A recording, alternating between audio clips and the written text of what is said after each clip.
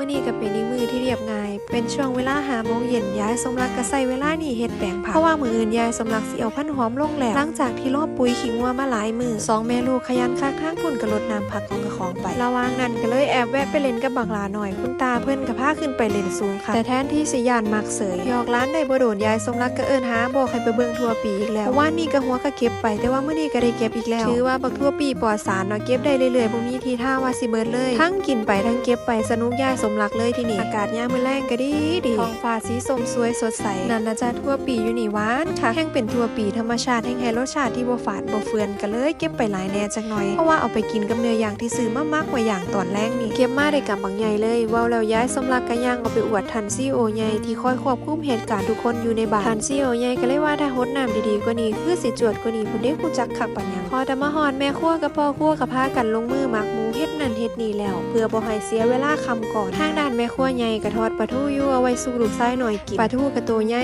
ๆเอาไว้เสริมเกลือไอโอดีนให้กับร่างกายแล้วหลังจากนั้นบ่โดนก็เลยพากันออกไปรดน้ำต้นใหม่บักลาน้อยเมืองทรงสิอยากซอยเตรียมกระคู่ไปใหญ่กว่าหมู่ย่างไปก็ลุ่นไปยานบักลาน้อยลงเพราะแต่สิขอกระคู่ขึ้นก็บ่ยอมให้มีแต่จะถือไว้ผู้เดียวตัดมาฟังนี่เอ้าหมากะขี้คานยางจักสิเอาทางใดก่อนมีแต่ผู้ตะหักตะแหล่งรวมความตะหักกับกายหวานเป็น2คนนี้อย่าง 100% นั่นละจ้าแล้วก็พากันย่างตรงไปยังที่เนินปลูกต้นใหม่ประดับของเฮาบักลาน้อยก็ดูสนุกสนานได้นั่งถึงข้อพอเพิ่นน่ะตาน้อยๆสื่อสารได้อย่างชัดเจนพอได้กลับมายายสมรักก็นั่งท่าเตรียมป้อนข้าวให้กับร้านหน่อยแล้วแม่ครัวใหญ่ก็ทอดใส่กรอกเนื้อแซ่บๆมากินน้ำกันเด้อพอได้ปลาทูได้เขาอีหยังเสร็จยายสมรักก็ย่างออกไปข้างนอกแนวกินเสิร์ฟถึงที่ส่วนบักลาน้อยก่อนสิกินข้าวก็เลยโชว์สกิลการเดินไป1 แมตช์เก่งคักแล้วก็มารับรางวัลคือข้าวคลุกปลาทูช่วงนี้บอกเลยว่าร้านหน่อยมากหลายข้าวเหนียวกับปลาจากนั้นเฮาก็ได้มานั่งเด็ดบักทั่วตำสิตำใส่พริกก้อนหรือบ่ใส่พริกก้อนก็แล้วแต่ความสะดวกของไผของมันเลยแต่ว่าทางนี้ตำหลายก็เลยบ่พากันใส่พริกก้อนผู้มีหน้าที่ป้อนไปก็ป้อนไปแล้วในระหว่างนั้นป้ากับลุงเราก็พากันขึ้นมากินข้าวอยู่นี่พอดีส่วนเสือสีน้ำเงินนั่นเป็นลูกชายของพี่ชายยายสมแล้วก็เลยแวะมาเมืองหมูย่างก่อนว่าเป็นจังได๋ได้เครื่องไปอยากสิบอกอยู่ว่าป้าแล้วก็มักหมูมาส้นกันพอดีก็เลยได้ย่างทั้งของป้าทั้งของกะของ